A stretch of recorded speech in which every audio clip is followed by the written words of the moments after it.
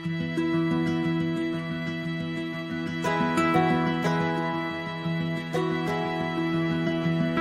listening to the Everyday Astrology Podcast. I'm Hilary Scott, your astrologer, and I'm here to bring you the current planetary conditions. So I hope you're doing well, that you've been weathering the tumultuous times that we are all residing in. We do have the sun moving into Sagittarius right away, which is going to be quite a shift in energy for us. And we also have the big news of the week, which is the lunar eclipse in Taurus on the 19th.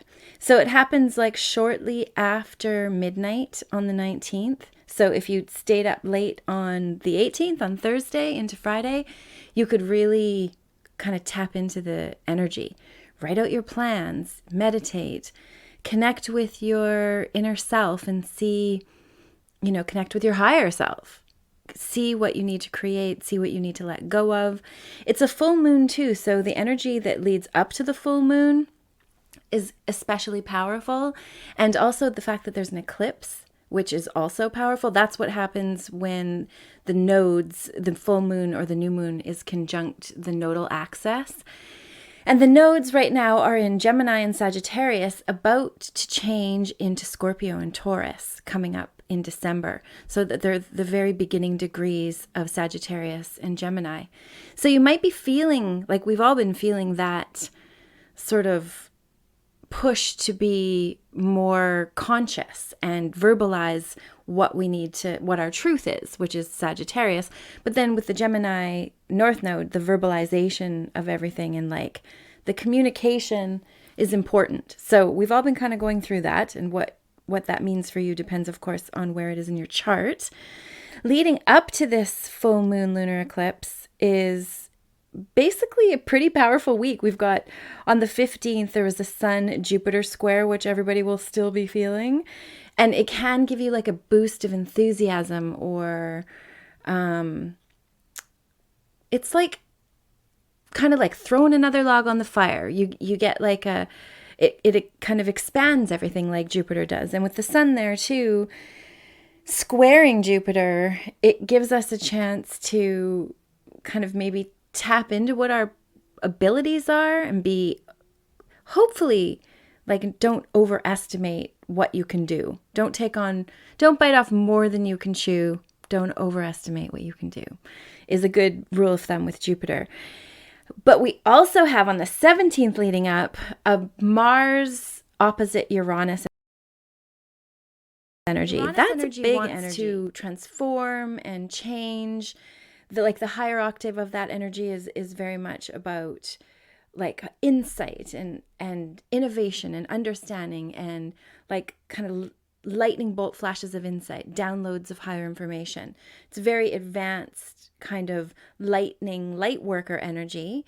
But the dark side of that, the lower octave would be kind of transhumanism, or fears of nanobots being injected into us, or us being controlled by technology, which if you look around, that could definitely, the dark and the light are definitely here together, both playing a role.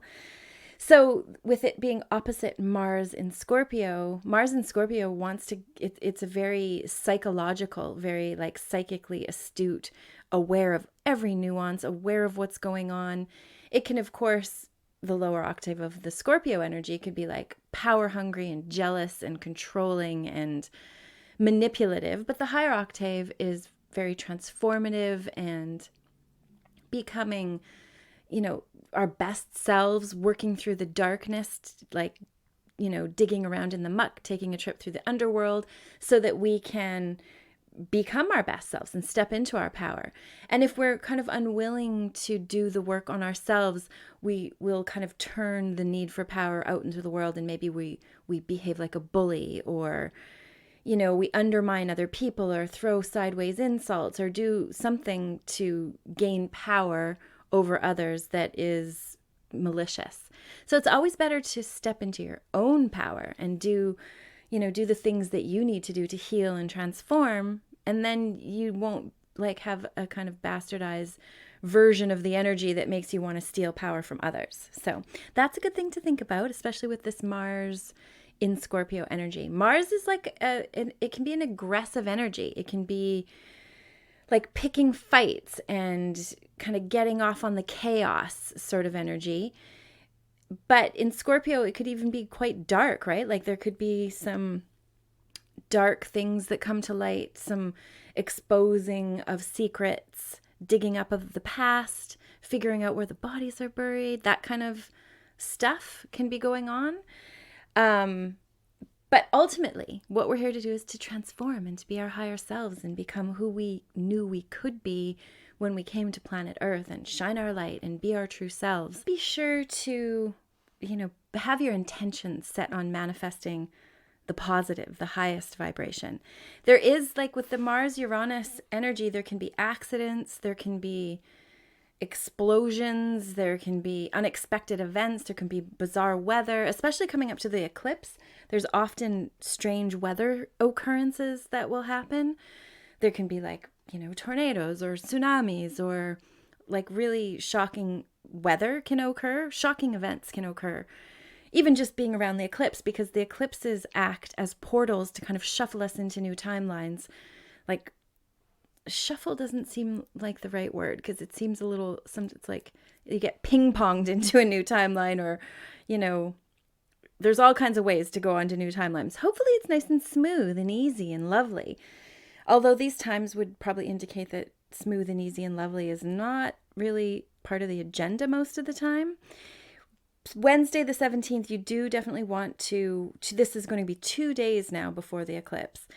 You definitely want to be careful. The moon is conjunct Uranus, it's opposite Mars, and then Mars and Uranus are opposite each other too that same day. So it's potent energy that we need to be aware of, so that we don't act rashly, or even, taking a break from, like, it's not the day for a road trip. If you can stay off the roads, you want to be kind of in a situation where you can control as many variables as possible, which would then make it less likely for, accidents and things like that to occur.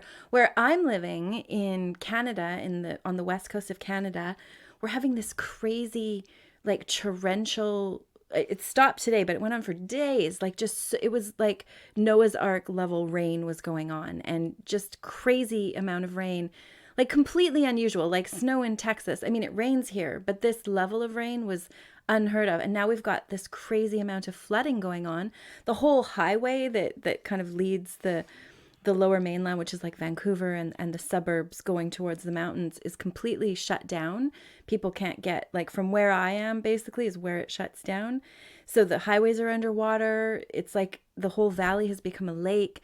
Lots of the neighborhood was evacuated because of possibilities for landslides and just not being sure whether the land is stable with this level of rain. So completely not stuff that is generally ever had to be worried about where I am is now this, like, concern, and evacuations are happening. It's just really crazy, and very, like, it makes sense with the eclipse coming up. Jupiter tied in, even the Neptunian energy, because flooding and the waters are, I mean, it's unfortunate too, because it's going to wiped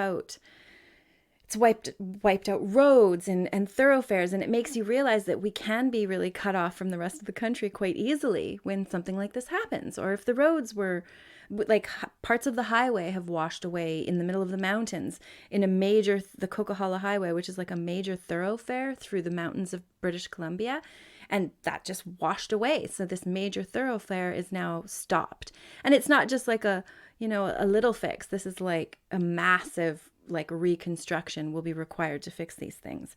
So I don't know how things are where you are. Hopefully they're a little more stable. Like, even just the fact that the earth is so unstable. I always get suspicious when really bizarre weather happens and think that it's being controlled. Even like the fact that Texas got snow was just very fishy. Things like that, especially knowing about HAARP, it makes me always suspicious. So who knows why it's happening, but there is this, like, level of out of control that can occur when the Uranus energy is kind of playing around and things. But also it can enlighten us. So pick your side, If you happen to land on the more difficult side of situations, just breathe through it and get comfortable with whatever's coming up, because the only way out is through, basically. So if you've got stuff to go through, you got stuff to go through, and you need to go through it. So try and be with it. And that, like with the Scorpio energy that we've got going on right now, you have a lot of, the Sun and Mars are both there. You have a lot of oomph and a lot of support, and the space is being held for you to process whatever difficult things you might need to process. So the Neptune, right before the full moon lunar eclipse, we have Neptune in a trine to Mercury. That can be like, poetry or songs or art, or communicating something beautiful and divine, like, sharing something inspiring or uplifting, all those sort of soul words, joy and harmony and love and happiness and togetherness and connection, and all those kind of words that are lovely and harmonious are connected to this Mercury trine Neptune energy. So it'd be a really good day, like building up to this full moon. It's a really good time for you to get in touch with what your deeper needs are, what you feel you need to create in the world. The lead up to this full moon, you're going to feel it. That exact day with the full moon lunar eclipse, remember, lunar eclipse, they're 2 weeks apart, the lunar and solar eclipse. And they literally are there to help usher us into this new dimensions of reality that are open to all of us. So the more we can stay in our positive rendition of things, the more we take control of the vibration and the frequency that we're sending out, and make sure that we don't get involved in drama or, try to stay as much out of triggering situations as much as possible is really great. But also just being there to know what you want to create and trust. Like, if you know what you want to create, you can use this time kind of like a swinging door to another reality for yourself. So figure out who you are and what you want to create and what you might be missing and what you value. And that can help clarify where you're going and what you're trying to create in your life. And which is a very important thing to do with the eclipse energy. The lunar eclipse can get us in touch with like our emotional needs, what we need, like our feeling needs, what our feelings need to feel good. Make sure that we're, involved with people who make us feel loved and appreciated and secure. And people who don't, distance yourself from that, because you don't really need that in your life. Nobody does. You need to have people that you can trust and that you love and that love and trust you. And that will make sure that you can be in a stable foundation. You can have a stable foundation for which to work from. And that's important for all of us, to have a secure base with people who love us and who we love around us. The day after this full moon, the full moon actually has, it's the same day, the full moon lunar eclipse. It actually has Venus trine Uranus that day. So unexpected meetings can occur, unexpected lucky events, because Venus can be like love and relationships, but also the things that you value in life. So there could be a sudden opportunity that comes your way, or something really fortunate unfolds, and it can happen quite suddenly. Like maybe you bumped into someone in the store that happened to be like a contact for an opportunity that you needed, or like that kind of random business can happen. Or even just like you got contacted. Someone said, hey, I want to work with you. That can happen. Or maybe you can meet the love of your life if you're on the market. That sort of really, or even a great friend or whatever, again, with Venus, it's what we value. So it depends really on what you value. Venus is in Capricorn right now. And Capricorn is a very like hardworking. What are you going to leave behind? Who are you going to, what is your like lineage? What is your, not lineage, but what is your legacy for your lineage? What are you going to contribute? How are you going to be the boss that you are? How are you going to manage things better? But also being careful to not work too much, not make work your, not worship your work. It's just a part of your life, and hopefully a balanced part of your life. So there could be work opportunities with the Venus and Capricorn energy, and it's actually in this wonderful trine with Uranus. So lucky work situations can occur which is fabulous, right? Like, of course, we would want some lucky stuff to occur on the work front, but also it could be you could get downloads of really helpful information. You could suddenly understand something you didn't understand before, or know in your heart what is true when before you were confused. So it can be it's like a download, like literally like, oh, I'm going to upgrade the program. Bam, that can happen.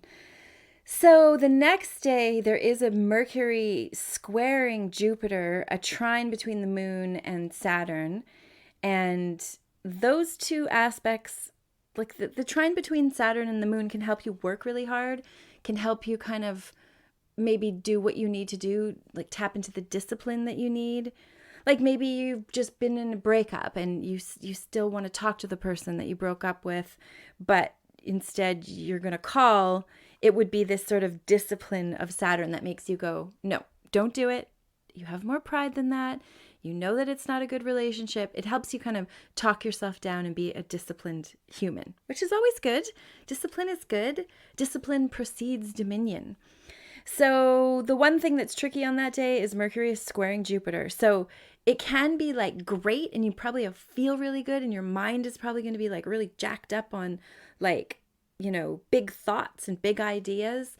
And we've got the galactic center kind of coming to play into things too. So there's this possibility for like really big waves of understanding and upgrades to our energy field with this energy. But also you don't, again, with Jupiter, you always want to be careful. Like, don't overdo it. Don't overeat. Don't be careful with any sort of debauchery tendencies you might have, because you might end up really regretting what you've done with Jupiter. Like you can overdo it. Like if this just popped into my head, but if you were going to get a boob job, let's say, and you were like, trying to figure out what size to go with, Jupiter would be the one that was like, go big or go home. And then you end up getting these like giant big boobs. And then instead of enjoying your new boobs, you're actually like embarrassed by them because they're like that you totally overdid it. That can be like a Jupiter sort of, that just popped into my head as like a good, metaphor for what Jupiter can be like. It can make you overdo it. You don't want to overdo it. So even though you'll be enthusiastic and feeling probably very like having very fast and clear thinking, which seems like fast and clear thinking, it can cause you to make decisions that aren't in your best interest. So try to like rein it in, use that Saturnian energy that's available that day to be disciplined, to like make rational decisions, to think of the future. Like, if you were planning a boob, I don't know why the boob job metaphors are in my head right now, but for instance, if you were to if you were influenced more by Saturn when you were going to get a boob job, probably you wouldn't even get a boob job, actually. Saturn would be like, that's not practical. That's not a practical way to spend your money. But it would also be the one that'd be like, maybe you should be more careful. And what are the future consequences of this action? Like, what if Saturn won't get a tattoo? Because what if down the road I don't like the tattoo? It would be the same about any sort of plastic surgery or any sort of, alteration of your physical self. So just be careful that you're using the voice of reason in the middle of your like, woohoo, like everything's awesome and I can do so much because this Jupiter is buoying me. But really, Jupiter is not going to always be in a position to make you able to carry through with what you're committing to. So just be careful. I don't want to be like, I don't want to poo-poo anybody's good ideas, but just know that it's best to kind of be, be careful. That's all I'm saying is be careful. Then on the 21st, we have the sun moving into Sagittarius, which is going to be such a nice like shift from the sun in Scorpio.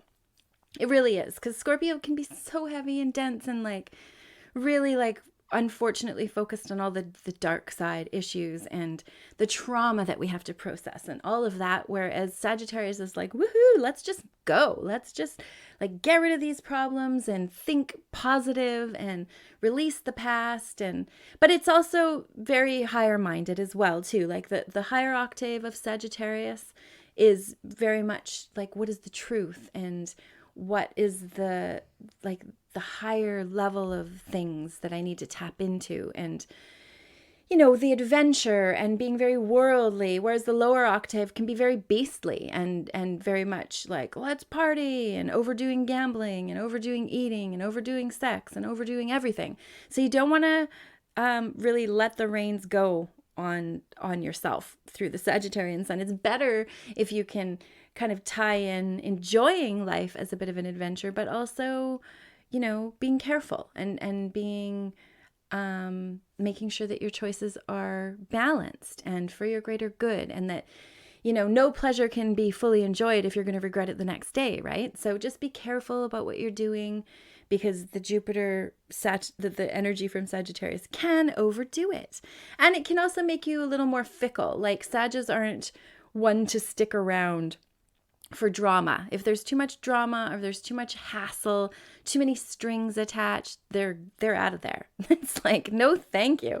That's not like, and that can be one of the reasons why they're a bit of commitment phobes, because they don't want to be attached to someone else's drama. They want to be able to be free and like aim their arrow wherever they want without having to like check in with somebody else. So that can be one of the energies that are like a good thing, but also it can hinder certain processes, especially if you want to couple up. The same day that the sun moves into Sagittarius, there's a really beautiful sextile between Mercury and Pluto, which really does give us a chance to like be okay with the deep digging, be okay with whatever space you need to hold, whatever might be coming up for you. It helps you be okay with that. And it's pretty lovely. Like, I mean, not everybody likes the Plutonian energy, but it can be, it's so empowering. Like, once you get through a crisis or you get through a difficult situation and you like not just suppress it, but actually work through it and feel your feelings and, write the letters you need to write or speak to the people you need to write to try and process, you just feel so like healed and powerful. And it really, that's what happens, is all the power it took to repress or to turn away from what was bothering you is now like empowering you instead. So that's a good thing about Pluto. We might all have that to be dealing with too. So it's a pretty important time right now. The 2 weeks between the full moon and the new moon are considered the eclipse portal. And it's a really good time to like change. You've got changes on the horizon. Change your inner self. Change what doesn't work. Make life more how you want it. And you have that opportunity right now. So that is it for this week. Thank you so much for listening. I wish you all the best with this most potent, powerful, transformative time. And thank you again for listening. Many blessings.